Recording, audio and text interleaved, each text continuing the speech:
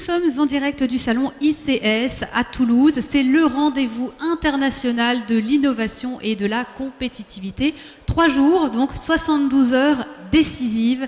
Et je suis actuellement en compagnie d'Agnès Paillard. Vous êtes présidente d'Aérospace Valais. Bonjour. Bonjour. Pouvez-vous nous dire pourquoi votre territoire est un territoire d'innovation ? Alors c'est un territoire d'innovation parce que d'abord nous avons des entreprises et des filières qui sont extrêmement exigeantes, notamment l'aéronautique et le spatial, secteur qui porte Aérospace Valais.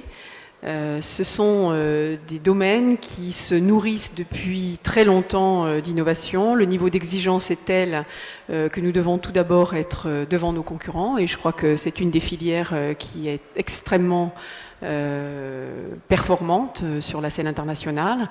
Et je crois que c'est aussi grâce à cette innovation, à ces investissements en recherche et développement depuis tant d'années qui nous ont permis d'avoir des produits performants et d'avoir cette supériorité, on va dire, dans notre domaine.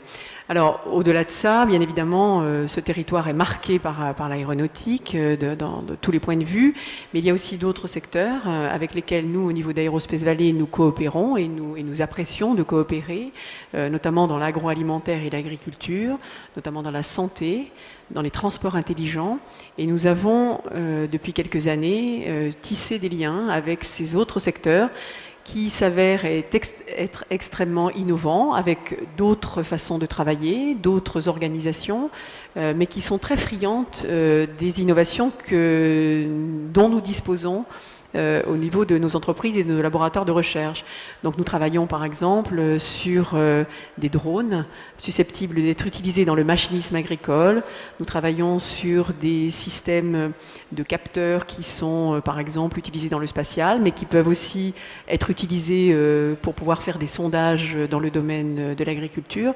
Donc on voit de multiples possibilités finalement de joindre nos secteurs et de les rendre utilisables dans d'autres domaines. Voilà.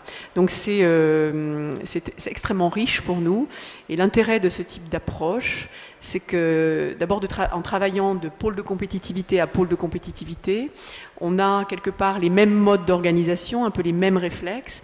Donc ça nous fait gagner un temps très précieux, c'est-à-dire qu'on arrive à se parler assez vite, on arrive à surtout atteindre un secteur d'activité sans avoir à collectionner les contacts. On arrive assez vite à comprendre comment fonctionne cet autre secteur. Et donc c'est extrêmement riche en fait. Voilà. Et alors, quelles sont finalement les filières les plus innovantes sur votre territoire ? Alors, les filières les plus innovantes, je dirais, sont autour de 2-3 secteurs. Donc, ce qui est en train de bouleverser complètement notre secteur, c'est tout ce qui est les nouveaux matériaux et notamment ce qu'on appelle l'impression 3D, ou Additive Layer Manufacturing en anglais, ALM. Ce sont des nouvelles technologies qui permettent de fabriquer des pièces à partir de poudre et de ne pas avoir à prendre une matière pour enlever des déchets en quelque sorte et obtenir une pièce. Donc on va vers quelque chose qui va vraiment révolutionner les méthodes industrielles, les organisations industrielles, puisqu'on va pouvoir aussi diffuser les formes, les produits de manière extrêmement vaste et les faire fabriquer sur place, par exemple sur les pièces de rechange, c'est quelque chose de très intéressant.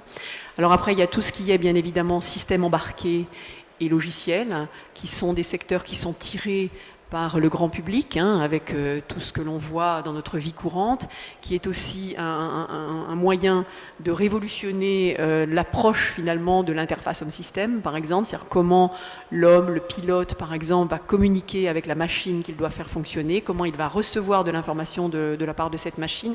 Et là, je dirais, le grand public nous tire vers d'autres façons de travailler, et ça c'est assez intéressant. On a aussi un secteur qui est l'énergie, qui est pour nous aussi extrêmement important. Et là, on est plutôt tiré aussi par le domaine de l'automobile, qui a des exigences, notamment pour la voiture électrique, qui nous intéressent beaucoup et sur lesquelles on va vraisemblablement s'appuyer pour trouver des innovations de rupture.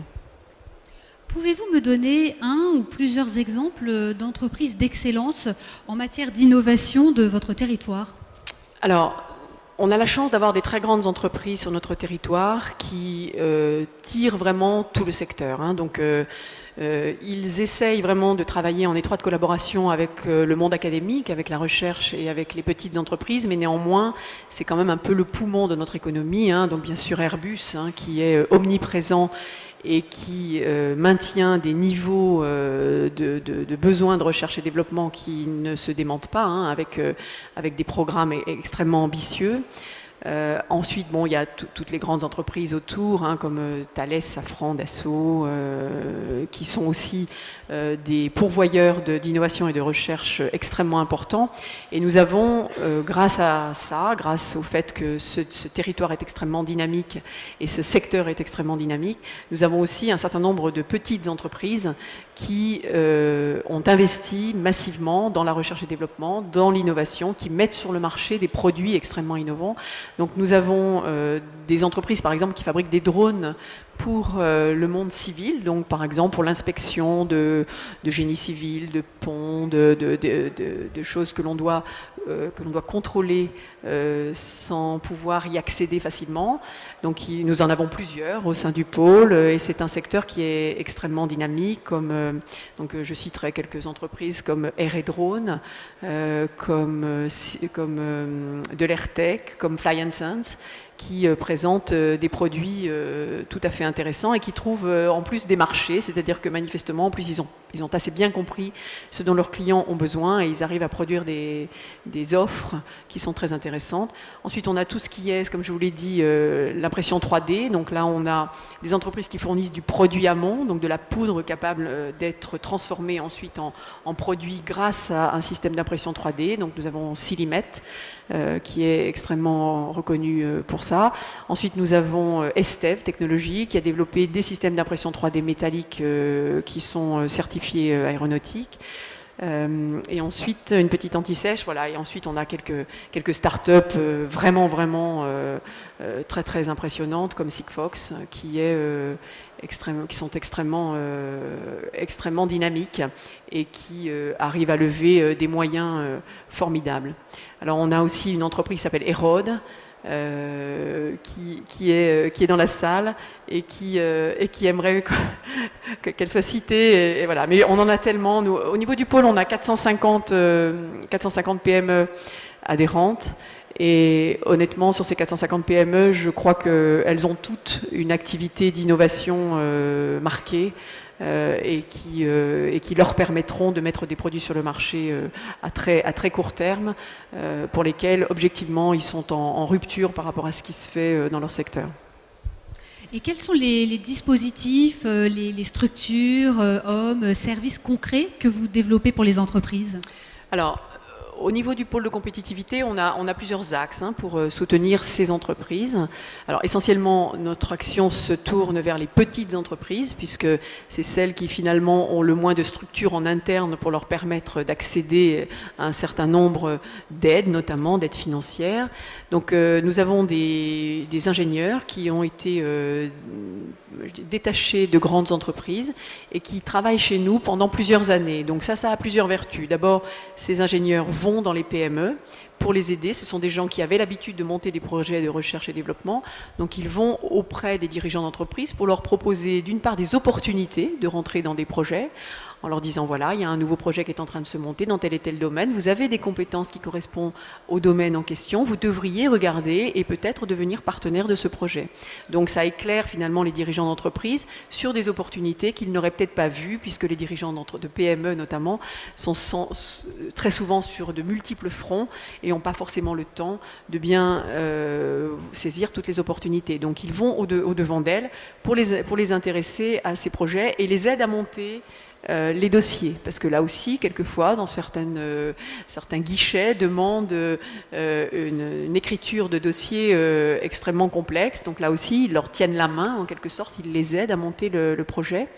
Ensuite, ça permet aussi, on a tout un système de réseautage, je ne sais pas si c'est très français, qui permettent aux entreprises de se faire connaître, de faire savoir ce qu'elles savent faire, parce que la plupart du temps, Les entreprises connaissent un volet des savoir-faire de l'autre, mais ne connaissent peut-être pas ce qui est en train de se préparer, puisque ce sont des produits qui généralement sont en plus petite quantité, sont un peu plus confidentiels. Donc on aide un certain nombre d'entreprises qui ont des produits nouveaux à mettre sur le marché, à se faire connaître. Donc le salon d'aujourd'hui en est un exemple, hein. Donc on va chercher des entreprises en leur disant votre nouveau produit, là personne ne le connaît, vous devriez insister, vous devriez communiquer. Donc là aussi on a tout un travail, si vous voulez, de mise en valeur et de communication des entreprises. On y travaille aussi grâce à notre site internet, grâce à des événements que nous organisons, des petites rencontres. Tous les jeudis soirs, on organise des rencontres dans lesquelles on prend un thème et on invite un certain nombre d'entreprises qui ont des choses à dire sur ce thème. Donc ça aussi, ça permet de se faire connaître. Ensuite, on a tout un volet de prospection à l'international, hein. Donc on a mis en place des volontaires internationaux en entreprise partout dans le monde qui sont hébergés par nos grandes entreprises. On en a 11. Donc là aussi, ce sont des entreprises qui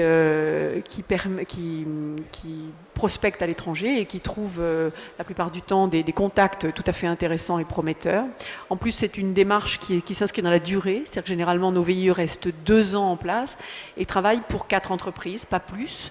Donc ça permet vraiment de tisser des liens, de créer une relation avec de futurs clients dans la durée.